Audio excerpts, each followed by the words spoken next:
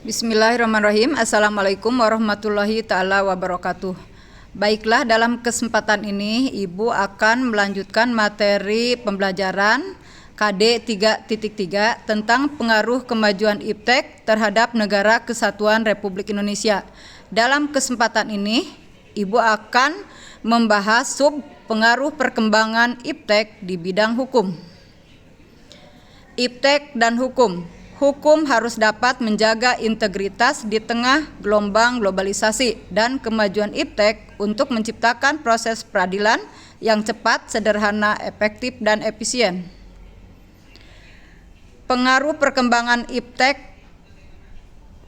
secara positif. 1. Menguatnya supremasi hukum, demokratisasi, dan tuntutan terhadap dilaksanakannya hak asasi manusia. Contohnya, hak kebebasan berekspresi di media sosial harus junjung tinggi tanpa memandang perbedaan suku, agama, ras, dan antar golongan.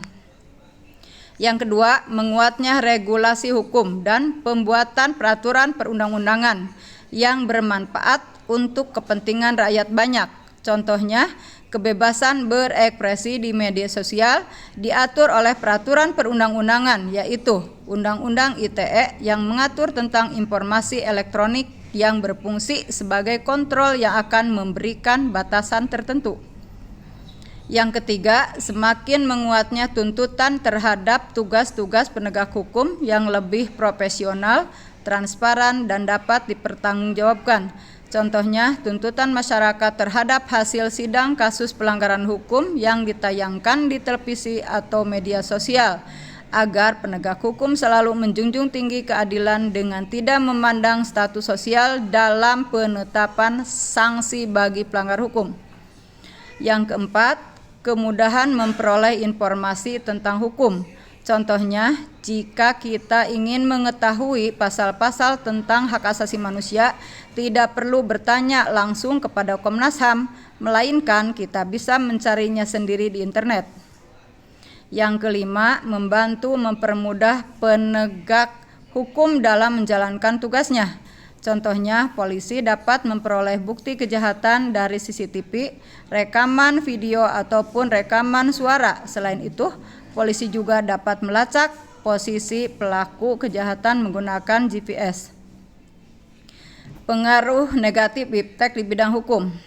1. Banyak terjadi kejahatan dunia maya atau cybercrime. Contoh, peretasan data pribadi melanggar Undang-Undang Negara Republik Indonesia Nomor 11 Tahun 2008 tentang Informasi dan Transaksi Elektronik Pasal 30 Ayat 1, Ayat 2, dan Ayat 3. Pencemaran nama baik melanggar Undang-Undang Negara Republik Indonesia Nomor 11 Tahun 2008 tentang Informasi dan Transaksi Elektronik Pasal 27 Ayat 3. Pelanggaran hak cipta melanggar Undang-Undang Negara Republik Indonesia Nomor 28 Tahun 2014 tentang hak cipta.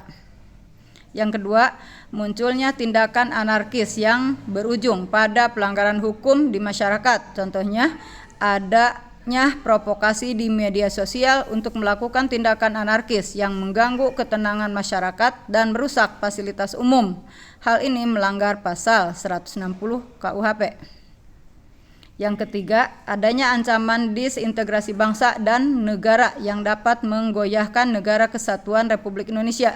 Contohnya, ujaran kebencian di media sosial yang melanggar Undang-Undang Negara Republik Indonesia Nomor 11 Tahun 2008 tentang Informasi dan Transaksi Elektronik Pasal 28 Ayat 2. Yang keempat, maraknya transaksi ilegal dan penipuan yang merugikan. Contoh, pinjaman online ilegal yang menyebar data pribadi melanggar Undang-Undang Negara Republik Indonesia Nomor 11 Tahun 2008 Pasal 32 Ayat 1.